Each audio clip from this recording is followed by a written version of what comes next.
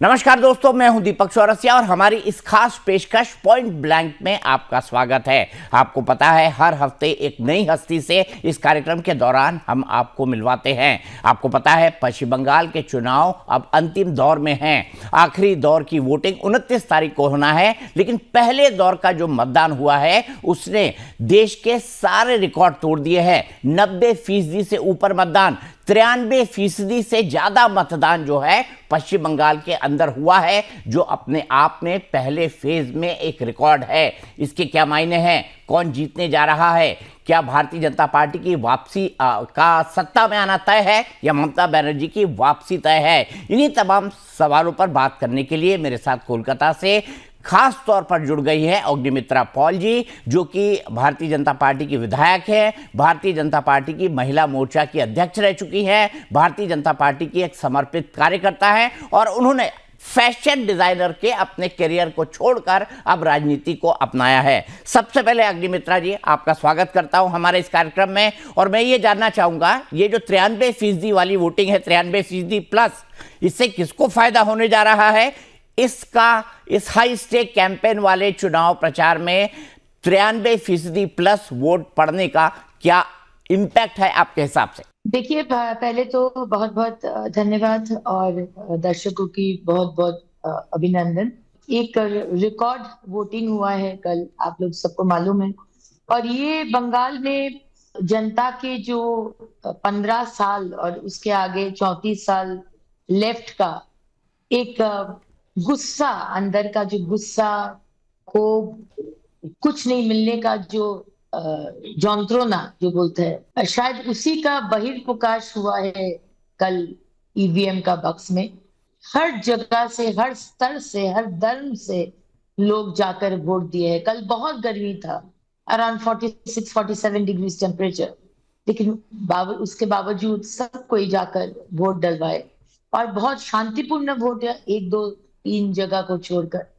आपने कहा भारतीय जनता पार्टी सरकार बनाने जा रही है, लेकिन ममता बनर्जी को तो इससे उलट लगता है। वो ये कह रही है कि एसआईआर को लेकर ये रिवेंज वोटिंग हुई है और उनका दावा है, बीजेपी ने दावा किया है 110 सीटें उनको मिलेंगी 152 में से। ममता बनर्जी और उनकी पार्टी दावा कर रही है कि न केवल वो शतक मारेंगे, जबकि 135 तक भी जा सकते हैं 152 में से। इन दावों पर आप क्या कहेंगी? बीजेपी का दावा और तृणमूल कांग्रेस का दावा। देखिए, ममता बनर्जी आज हमारे भारत तो right to speech, freedom of speech तो हमारे संविधान देते हैं, तो इसमें तो कुछ भी बोल ही सकते हैं, उनका फ्रीडम है।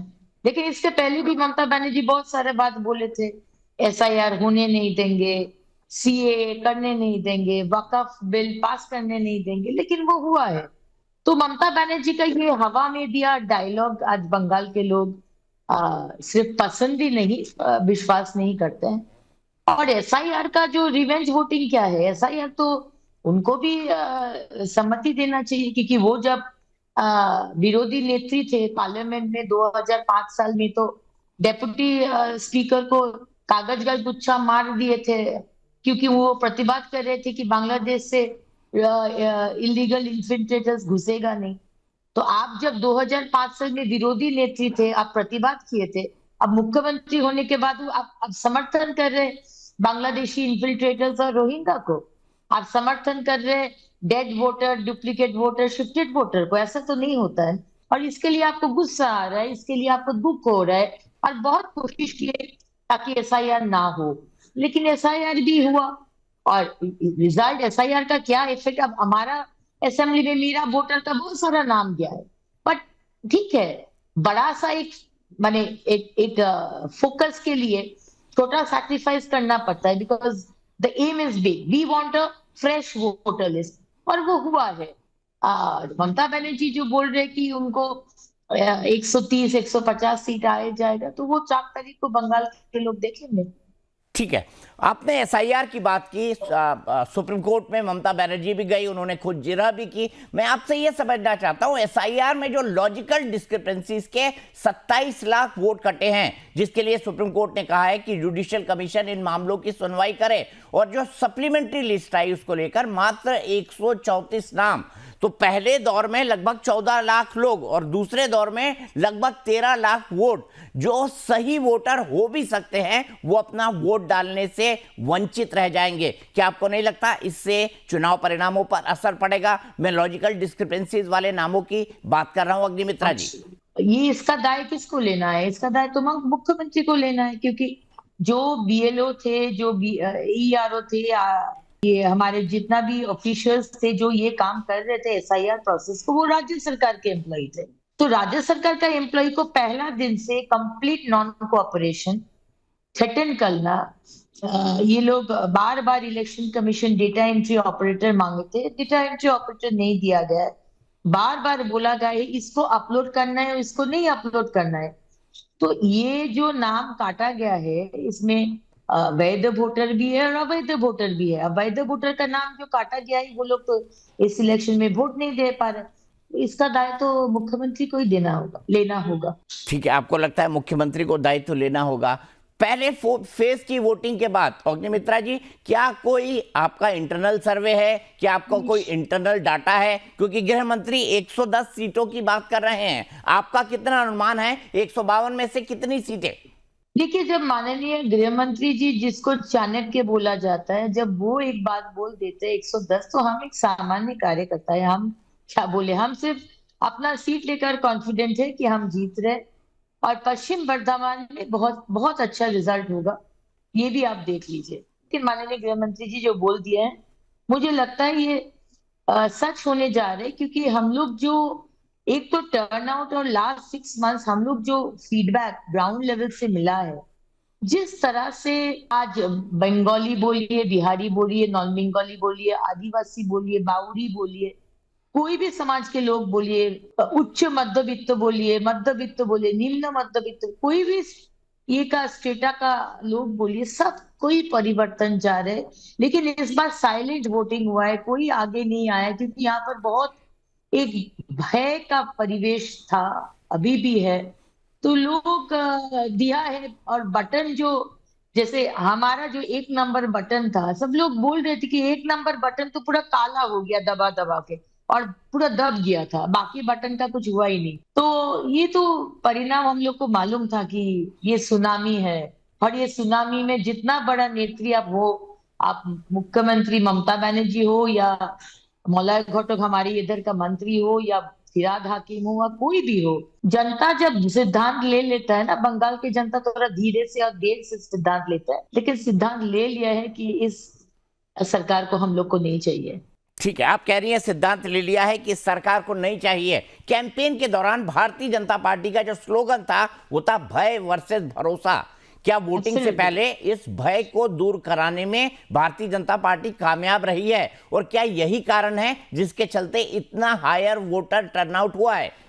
एकदम, वो तो एकदम ही एक नंबर कारण है कि आज सेंट्रल फोर्स और इलेक्शन कमीशन, जिसको हम बहुत बहुत धन्यवाद देना चाहते हैं, क्योंकि बार बार हम लोग यही बोले कि वोट होना चाहिए, और एकदम ना भय होकर वोट डालने जाना चाहिए। और हम लोग बार बार ऑब्जर्वर इलेक्शन कमीशन से बात किए कि आप लोग बूथ को घेर कर रखेंगे, प्रोटेक्ट करेंगे, लेकिन घर से अगर कोई ना आ पाए, कोई डरा के किसी को घर में रख दिया, तो उसको क्या होगा? लेकिन वो लोग बार बार बोले कि सेंट्रल फोर्स का वो भी दायित्व है कि किसी को अगर डराया जा रहा है तो वो घर से उसको लेकर आए।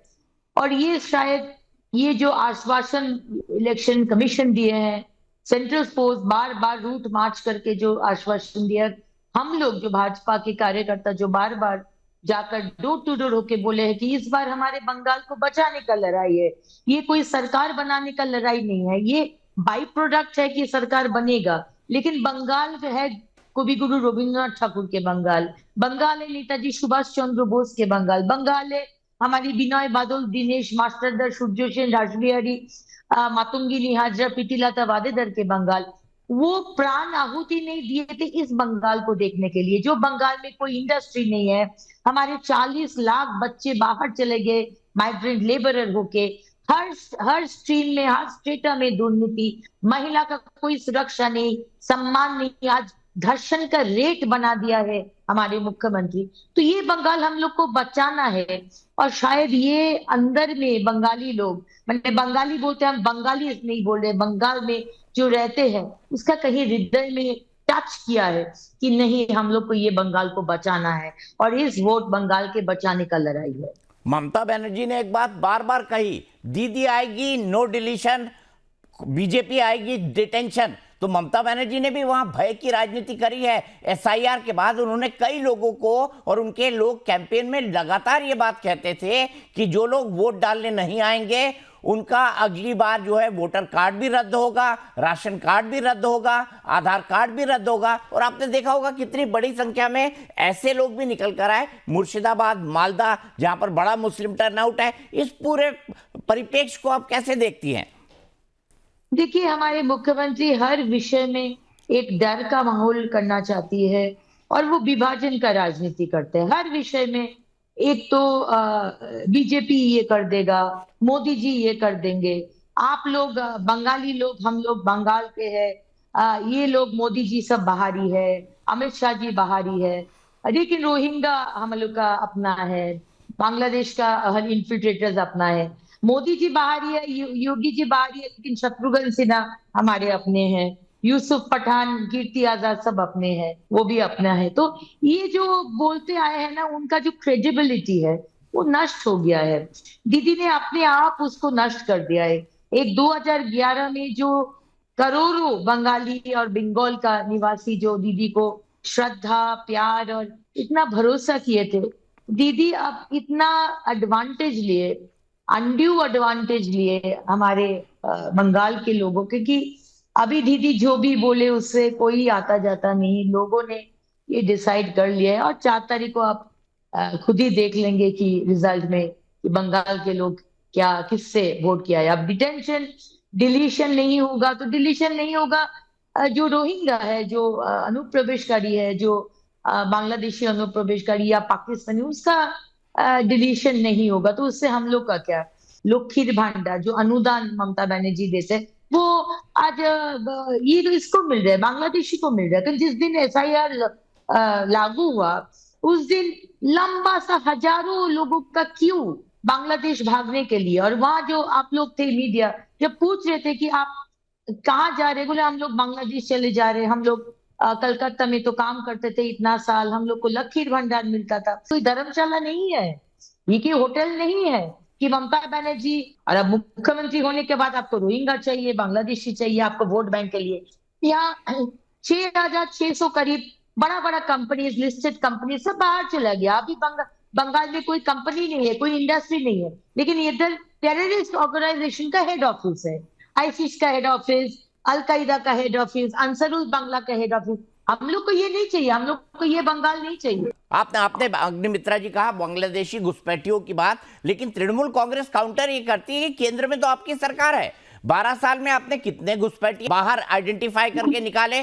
दूसरा वो ये भी कहती है कि बॉर्डर पर तो बीएसएफ है जो केंद्र सरकार के अधीन है। उसके बाद भी वो नहीं दिया है, क्योंकि वो चाहते हैं कि रोहिंग्या बांग्लादेशी अनुप्रवेशकारी आए, वो उसको वोटर कार्ड बना के दे और वो लोग ममता बनर्जी के लिए वोट दे।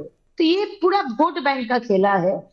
टेकिंग माने सिक्योरिटी ऑफ बंगाली पीपल, उनका अनड्यू एडवांटेज लेकर, बंगाल के करोड़ों जनता के एडवांटेज लेकर, पूरा देश का सिक्योरिटी को पूरा तछनछ करके ममता बनर्जी सिर्फ सत्ता पे बैठ के ये करना चाहते हैं और उनका यही एजेंडा है।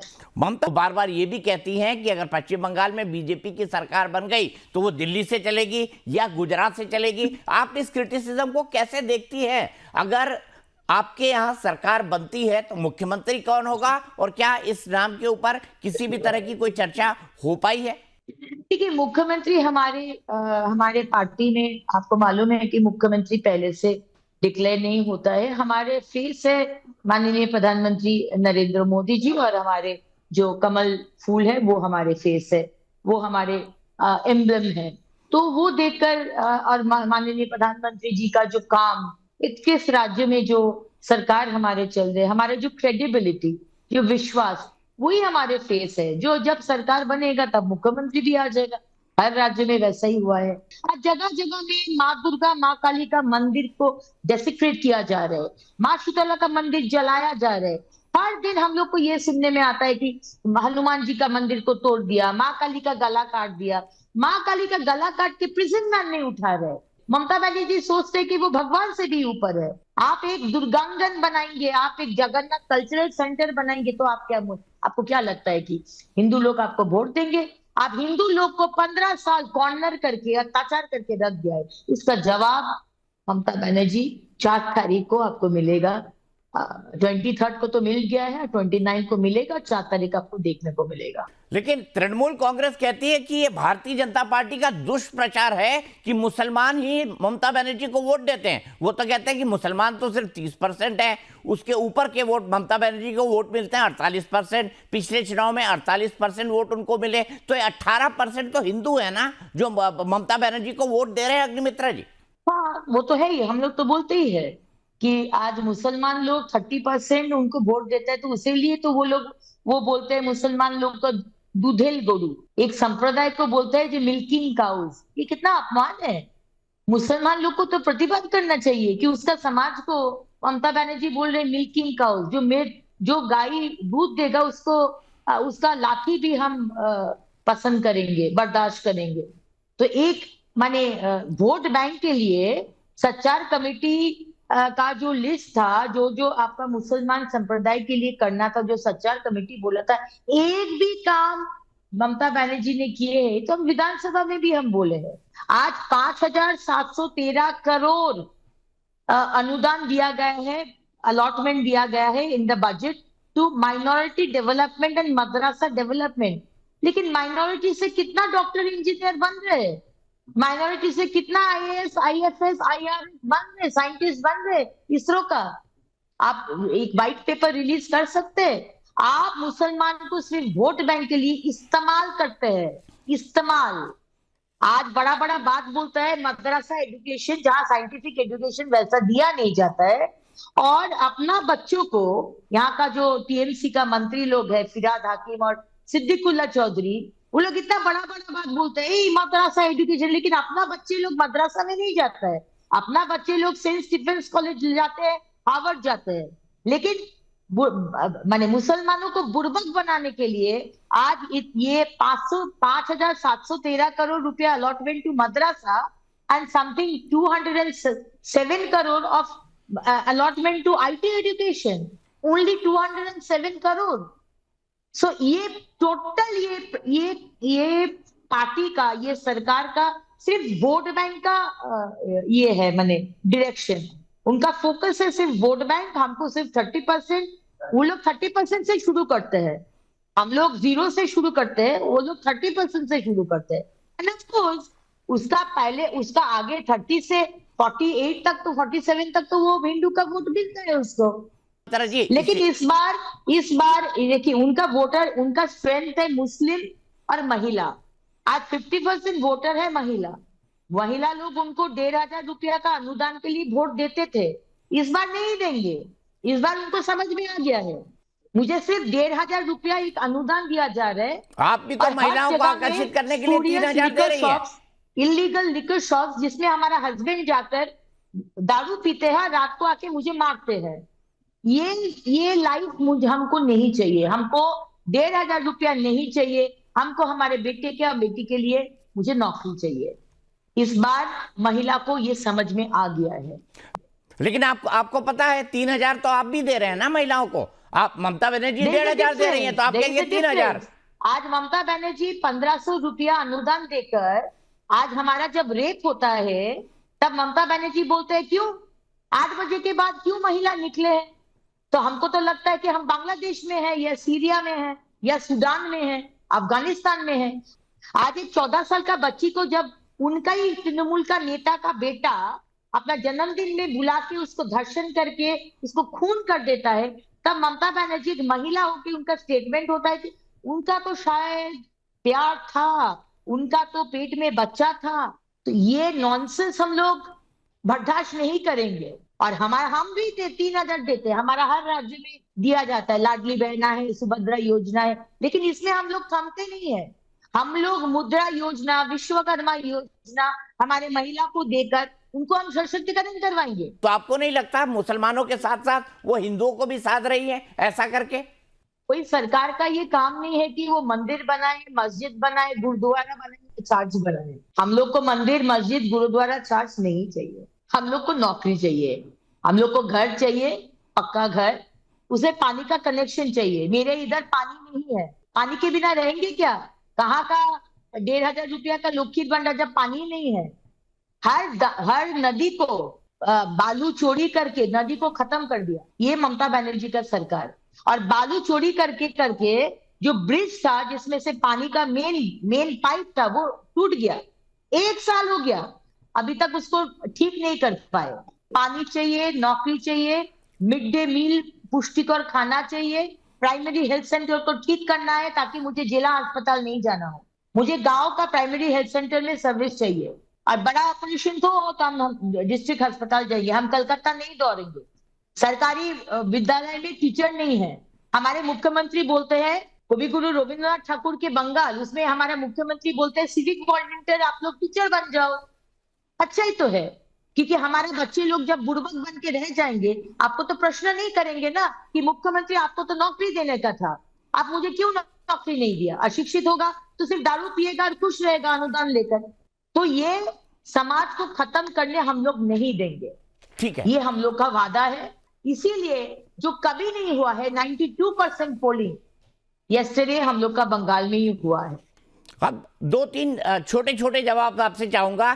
तृणमूल कांग्रेस आप पर यह आरोप लगाती है कि आपके जो चुनावी एलाइज हैं वो ईडी है, सीबीआई है, इलेक्शन कमीशन है, बाकी एजेंसियां हैं, जिससे तृणमूल कांग्रेस पर आप लगातार दबाव डलवाती हैं। तो चोरों का सरकार अगर पार्टी बनाएंगे तो दबाव तो डाला जाएगा ही ना। तृणमूल तो है चोरों का पार्टी, डकैतों का पार्टी, सैंड माफिया का पार्टी, लैंड माफिया का पार्टी, हर सिस्टम में चोरी। और ईडी सीबीआई तो भाजपा का नहीं है। और अगर अन्याय करके किसी के ऊपर दबाव दिया जा रहा है, सुप्रीम कोर्ट खुला है ममता बनर्जी। आप जब विरोधी नेत्री थे तो एक कौवा जब मरते थे ना अपना घर पर, पीछे का उठोन पर, तो आप सुप्रीम कोर्ट दौड़ते थे। अभी भी सुप्रीम कोर्ट जाएंगे। बीजेपी हमको ईडी को लेकर दबाव दे रहे। इतना तो हमारा ही पैसा, टैक्स पेयर का पैसा खर्चा करके बड़ा बड़ा लॉयर को हायर करके हर विषय में, हर अन्यायी विषय में आप सुप्रीम कोर्ट गए एसआईआर को रोकने के लिए, हर अन्यायी विषय में।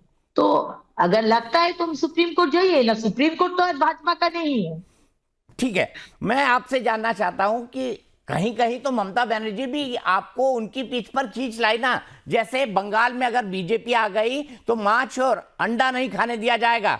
बीजेपी नेताओं को उनके पीठ पर उतरकर मांस खाते हुए यानी मछली खाते हुए दिखना पड़ा। अनुराग ठाकुर का आया कि भाई हम किसी को कुछ भी खाने से नहीं रोकेंगे। उनका विस्पर कैंपेन काम तो किया ना। आप 21 राज्य में भाजपा चल रहे, भाजपा का सरकार है, कौन सा राज्य में बोलिए तो चिकन बना है, अंडा बना है, मछली बना है। और हम बंगाली है, हम अपने बंगाली है, बंगाली माछे भाते बंगाली। भात और माछ बिना हम लोग रह नहीं सकते, जैसे पानी बिना मछली नहीं रह सकते, वैसे बंगाली मछली बिना नहीं रह सकते। आप कुछ भी पहनो, आप कुछ भी खाओ, इसमें कोई भाजपा का कोई इंटरेस्ट ही नहीं है। ममता बनर्जी को मालूम है कि ये वोट बैंक का राजनीति उसको करना है, क्योंकि वो अगर 15 साल काम करते, अगर ब्रिज बनाते, एजुकेशन सिस्टम को इंप्रूव करते, लॉजिस्टिकल डेवलपमेंट करते, तो ये विभाजन का राजनीति या मांस मछली का राजनीति करना नहीं पड़ता। लेकिन आप तो 15 साल काम नहीं किए हैं, अभी आपको यही सब करना होगा। ठीक है, अब अग्निमित्रा जी 4 मई को हम एक बार फिर से मिलेंगे। मैं आपसे रिक्वेस्ट करता हूं कि 4 मई को प्लीज हमारे साथ जरूर जुड़िएगा। परिणाम आप कह रही हैं कि भारतीय जनता पार्टी के पक्ष में आएगा। 4 मई को हम देखेंगे कि जनता ने ईवीएम के अंदर क्या कैद करके रखा है। लेकिन आप बताइए 294 में से बीजेपी को कितनी, आपका असेसमेंट क्या है? नहीं, हम फिर से बोलेंगे, हम सेफोलॉजिस्ट नहीं है, हमको ये कोई भी कैलकुलेशन बोलना ठीक नहीं लगता। लेकिन हमारे सम्मानीय गृह मंत्री जी अमित भाई शाह जी ने बोल दिया है we are coming to majority with 200 seats. तो 200 सीट लेकर हम लोग मेजोरिटी से सरकार बनाने जा रहे हैं। मोदी जी का सरकार, सबका साथ, सबका विश्वास, सबका प्रयास का सरकार, 4 मई 2026। ठीक है, बहुत बहुत शुक्रिया अग्निमित्रा पाल जी, हमसे बात Thank करने you. के लिए, जुड़ने के लिए। बहुत अच्छा लगा Thank you. आपसे बात करके, और आपको आपके चुनाव के लिए, पश्चिम बंगाल के चुनाव के लिए, रिजल्ट के लिए अग्रिम शुभकामनाएं हमारी तरफ से। you. Best of luck. तो हमारे साथ ये थी भारतीय जनता पार्टी की वरिष्ठ नेता अग्निमित्रा पॉल, जो कि पश्चिम बंगाल के चुनाव के बारे में हमसे बात कर रही थी। अगले हफ्ते हम आपको एक और नई हस्ती से मिलवाएंगे पॉइंट ब्लैंक में। तब तक के लिए नमस्कार।